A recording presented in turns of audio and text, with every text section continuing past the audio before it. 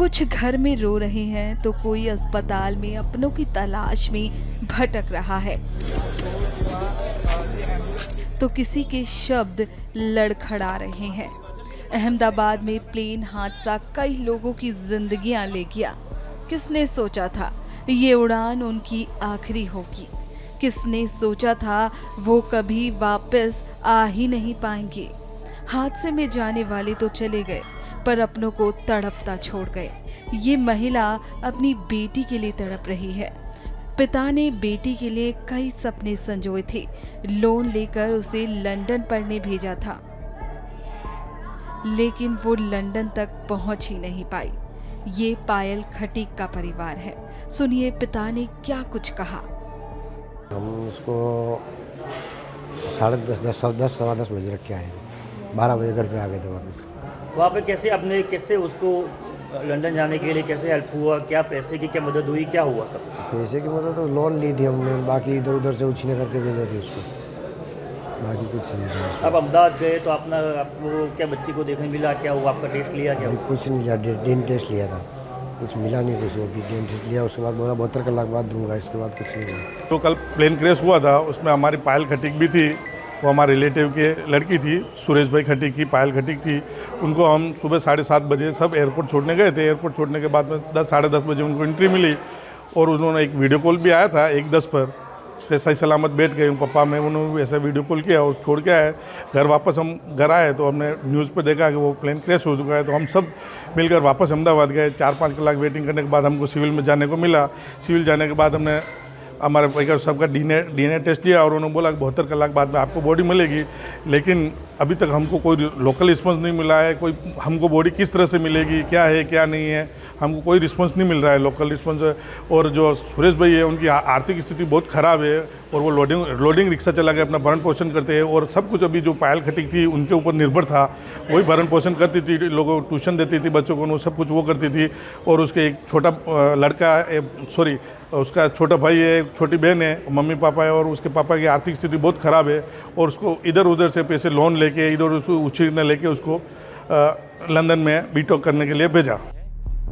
तो कुछ लोग तो अस्पताल में पहुंचकर भी अपनों की तलाश में भटक रहे हैं। हमारी बहू थी और अभी तो कोई अपडेट नहीं है उसका। हम यहाँ ब्लड सैंपल दिया है तो 72 आवर्स लगेंगे, यहाँ से पता अभी चला हमको। कब आई थी या क्या? वो एक साल से लंदन में थी और 1 महीने से इंडिया में थी और डेंटल मेडिकल ट्रीटमेंट के लिए यहाँ पर थी और कल वापस जा रही थी। सर तो क्या कहेंगे आप, एयर इंडिया की ओर से या कोई कांटेक्ट करने के लिए? नहीं, अभी उनका कोई कांटेक्ट, हमको कोई इन्फॉर्मेशन, कोई कांटेक्ट, कोई अपडेट्स कुछ नहीं मिला है। प्लेन हादसे ने कई जिंदगियों को निगल लिया है। प्लेन में यात्रियों के साथ साथ पायलट और कैबिन क्रू की भी जानें गई हैं। महाराष्ट्र के ठाणे में रहने वाले दीपक पाठक एयर इंडिया प्लेन में हादसे के समय मौजूद थे। इस हादसे के बाद उनकी सोसाइटी में मातम पसरा है। वो बच्चा था, वो सबसे मन मेरा जो मिलता है वो सब बच्चे से लेके बड़े सबको रिस्पेक्ट से बात करता था, सबसे अच्छा हंसमुख के रहता था और बहुत मन मेरा हो चुका था। क्या आखिरी कभी उनसे मुलाकात हो चुकी थी? अभी सर क्या है मालूम है, उनका जो ड्यूटी था वो ऐसा था कि कभी आता है कभी जाता है, उनका ऐसा प्रोसीजर था। कभी 2:30 बजे जाता है, कभी 3 बजे जाता है। अभी हमारे बहू है जो छोकरे की मिसेज, उनको 3 बजे मिला था तो वो बोल रहा था मेरा ऐसा ऐसा फ्लाइट है। तो उनको पूछा तुम किधर से आया? तो बोला मैं प्रोग्राम करके आया। ऐसा उनका ड्यूटी था करके, इसलिए हम लोग को अभी बीच में, नहीं तो पहले जो था तो उनका हमेशा हमारे लोग से कांटेक्ट था।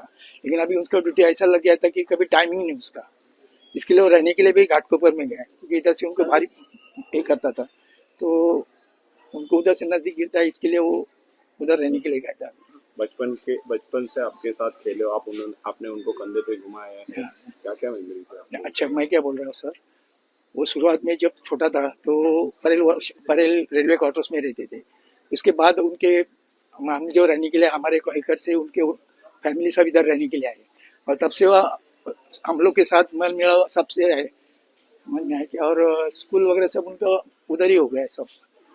पायलट बनने का उनका सपना कब से था, कैसे क्या? नहीं वो इतना ये नहीं, लेकिन उसको ये था कि एक दिन में कुछ ना कुछ अच्छा बन जाए। बता दें ये हादसा इतना भयावह था कि प्लेन मलबे में तब्दील हो गया, सब कुछ जलकर खाक हो गया।